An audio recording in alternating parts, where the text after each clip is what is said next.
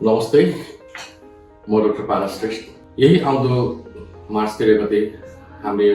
विश्व मृगौला दिवस मनाइरहेका छौँ र यसपालि विश्व मृगौला दिवसको थिम भनेको are your kidneys is okay भनेर छ। भन्नाले तपाईँको मृगौला स्वस्थ छ भनेर छ।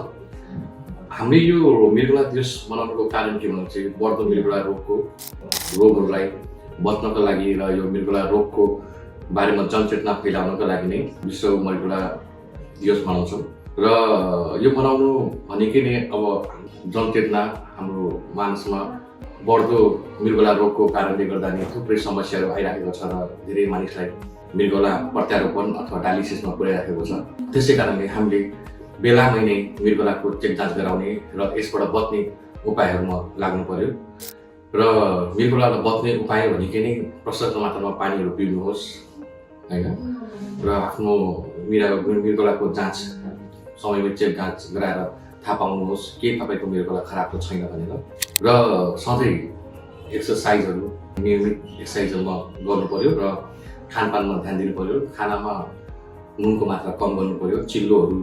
भयो, तेलको कुराहरू भयो अलिकति कम गर्नु पर्यो र रातो मासुहरू पनि कम गर्नु पर्यो र अहिले धेरैजनाको समस्या नै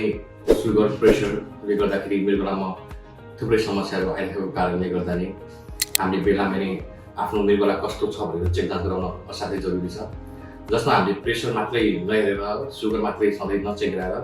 हाम्रो मृगौलाको चेक जाँच गराउन अति आवश्यक छ र धेरै मानिसलाई प्रेसर र सुगरको कारण मृगौला खराब हुन्छ भनेर थाहा नभएको कुरा पनि छ। त्यस कारणले तपाईँहरूले आफ्नो मृगौलालाई बेलामै चेक जाँच गराउनुहोस् र यसबाट बच्ने उपायतिर लाग्नुहोस्। आफ्नो नजिकको चिकित्सकसँग सल्लाह लिनुहोस् र खानपानमा एकदम ध्यान दिनुहोस् भन्दै यो विश्व मृगौला दिवसमा तपाईँहरूको सहभागिता र तपाईँको साथ र तपाईँको स्वास्थ्यको कामना गर्दै यो विश्व मृगौला दिवसमा के तपाईँको मृगौला स्वस्थ छ भन्ने थिमको साथै तपाईँहरूलाई यही आउँदो मार्च 13 गते हामीले एउटा बिहान भनौँ रेली राखेका छौँ भिर अस्पतालदेखि तिब्बत चौक पिपी चौक हुँदै हामी फेरि भिर अस्पतालको प्राङ्गणमा यो कार्यक्रमलाई समाप्त गर्छौँ र तपाईँहरू कोही पनि मृगौला रोगी हुनुहुन्छ भने आफ्नो चिकित्सकसँग सल्लाह लिनुहोस् र बेलामा यसको उपचार निदान खोज्नुहोस् भन्दै यस विश्व मृगौला दिवसको तपाईँ सबैलाई हार्दिक शुभकामना व्यक्त गर्दछु। धन्यवाद।